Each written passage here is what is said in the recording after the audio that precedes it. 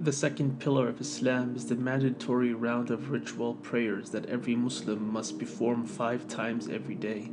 The Islamic method of prayer is a ritualized form of worship which involves the recitation of verses of the Holy Quran and supplications to God, all while standing, bowing, and prostrating. This mandatory act of worship is called Salah in Arabic and differs substantially from the act of praying or supplicating to God in an impulsive act, just speaking one's mind. Rather, the Salah demands a formalized structure in which you pray a certain way at specific times, as demonstrated to us by Prophet Muhammad, drawing direct inspiration from Angel Gabriel, who in turn learned it from God Himself. The Arabic word Salah, which is generally translated as prayer in English, is linguistically derived from the Arabic word meaning connection, in that this mode of prayer connects the servant with his Creator. Salah is a Muslim's way of establishing direct contact with God the Almighty.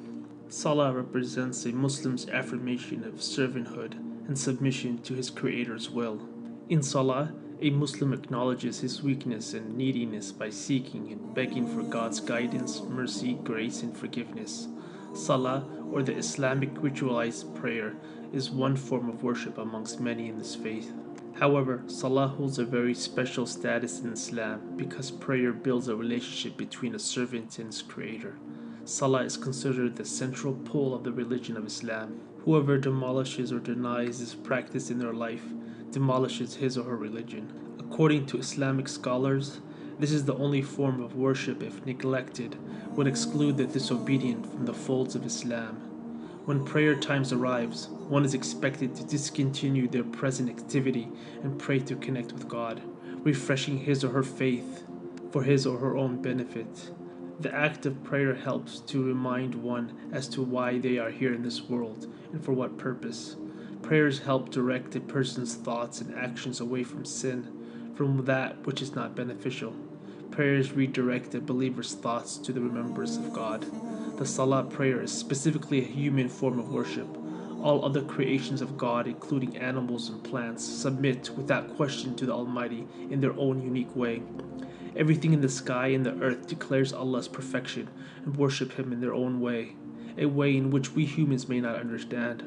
All other creations of God are in continuous glorification, praise, and remembrance of God, and worship in their own way. Just like the other members of creation worship Allah, man is expected to worship God as well. Do you not see that Allah glorify Him, whoever is in the heavens and the earth, and the birds with wings outspread? Each one of them verily knows His prayer and His glorification, and Allah is all-knower of what they do. After all, mankind was created for the purpose of prayer and divine worship. God states in the Quran, "And I did not create the jinn and the mankind except to worship me." God commands mankind to establish and perfect their prayer by praying properly with concentration and the utmost humility. It is the duty of every Muslim to work and practice to perfect their prayer technique, which is a lifetime commitment. Muslims must engage in a lifelong effort to master this art of communication with their Creator. The ones that fall into a habitual routine, reciting their words without concentration and humility, would be missing the point of prayer, not benefiting from their prayer nearly as much as those who pray seriously and with full concentration. Neglecting mandatory prayer is a very serious sin in the Islamic faith. Allah shares a dialogue in the Quran in which the residents of paradise ask the people of hell as to the reason for their condemnation, and those condemned respond, they will say, "We were not of those who prayed, nor did we used to feed the poor, and we used to indulge in vain talk with the vain talkers, and we used to deny the day of recompense, until there came to us the certainty."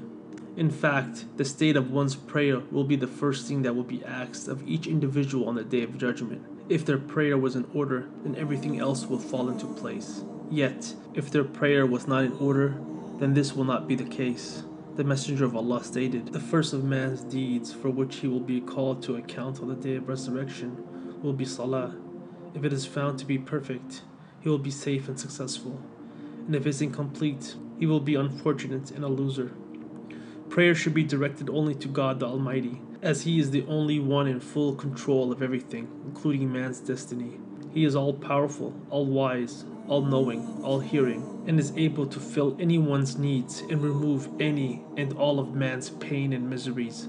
The Islamic ritual of prayer is an expression of submission to God, showing humility to, devotion toward, and love of God. Praying to the Creator on a daily basis is the best way to build a personal connection with Him while seeking His guidance, blessings, and forgiveness. Muslims pray to God to gain spiritual strength and peace of mind and to strengthen the foundation of their faith. A Muslim temporarily steps out of his or her daily activities 5 times a day to connect to God in order to stay mindful to Him in this world of stress, struggle, and distractions. Prayers remind Muslims that Allah is in control of all things, so they can put their worldly concerns into perspective. The Islamic prayer method and mode acts as a spiritual diet. Such as the body requires food and water throughout the day, our spirit needs to partake in the remembrance and worship of God to stay spiritually healthy. After all, is not the soul more valuable than the body? When someone does another person a favor or helps them in any way, it's human nature to want to thank that individual for their aid. Since God has blessed mankind with a countless number of favors, including one's wealth, health, family, and gifts of all kinds, a Muslim prays numerous times to thank Him throughout their day and night. The best way to demonstrate gratitude is through these 5 daily prayers.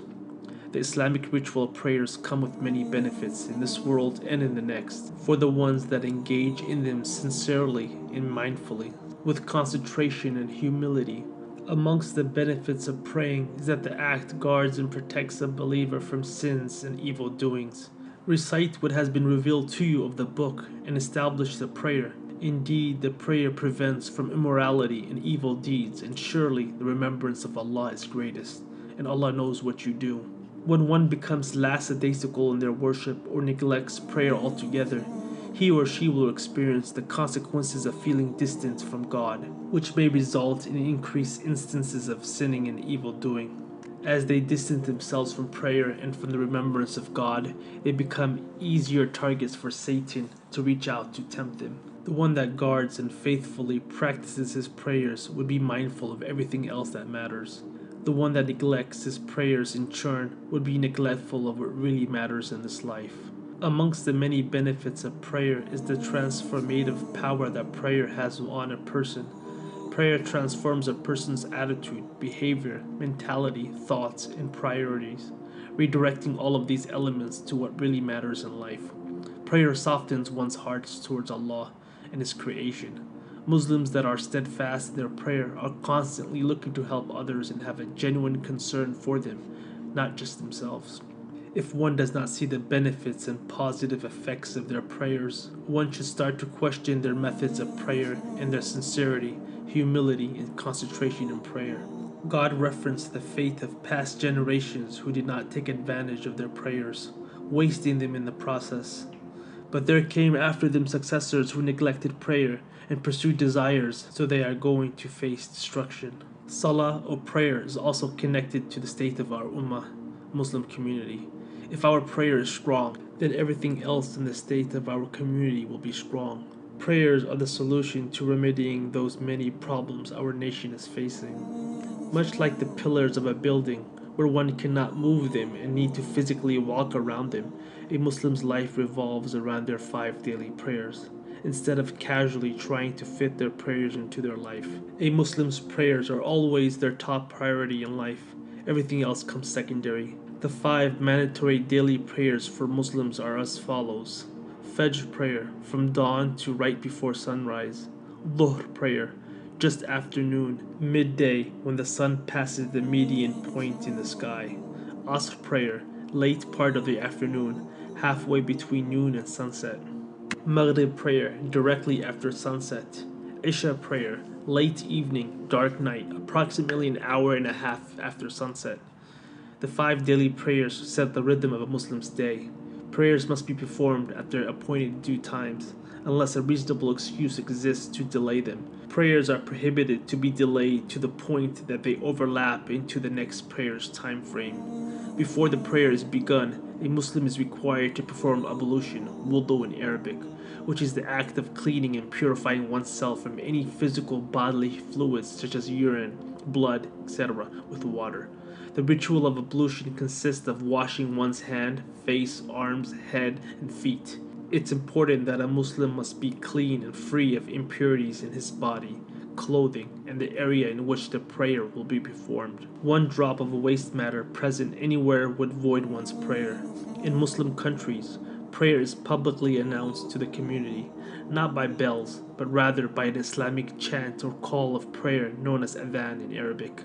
Prayer is commenced by standing up facing the direction of Mecca, in present-day Saudi Arabia, where the holy house of God known as the Kaaba is situated. Muslims from all over the globe face the direction in which the first house was built for the worship of the one God.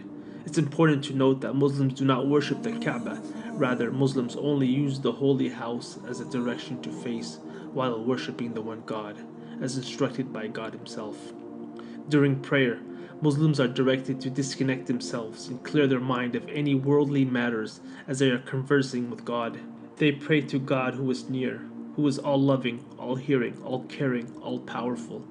A Muslim is to concentrate on their words and to humble themselves exclusively to the Almighty.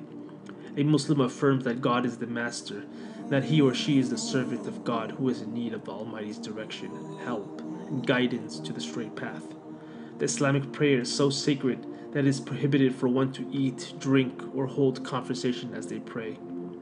Muslims are commanded to pray in the way that was taught by Prophet Muhammad. The Islamic prayer movements consist of standing, bowing, and prostrating. According to our Prophet, man is closest to God when he is in prostration. The prayer consists of recitations from the Holy Quran, praises of the Almighty, and supplications seeking guidance, forgiveness, and more. An established prayer and give zakah and bow with those who bow in worship and obedience.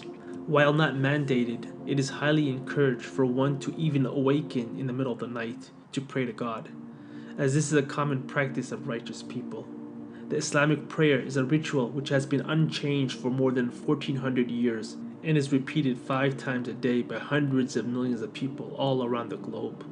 Earlier prophets and messengers also performed Salah prayer, in which the act of prostration was involved. According to the Gospel of Matthew, Prophet Jesus fell with his face to the ground and prayed.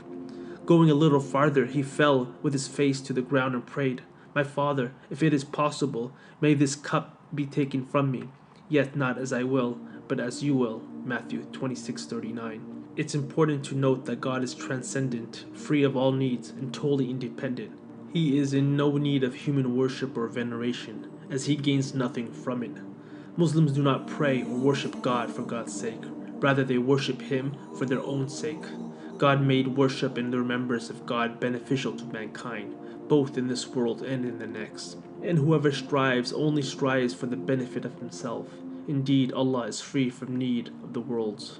The benefits of praying to the Almighty are vast, and the blessings of prayer are beyond our imagination.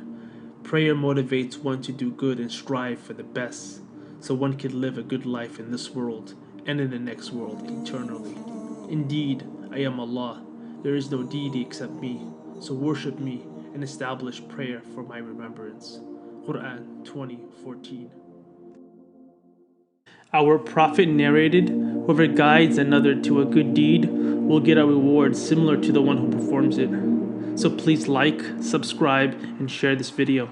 Assalamu alaikum.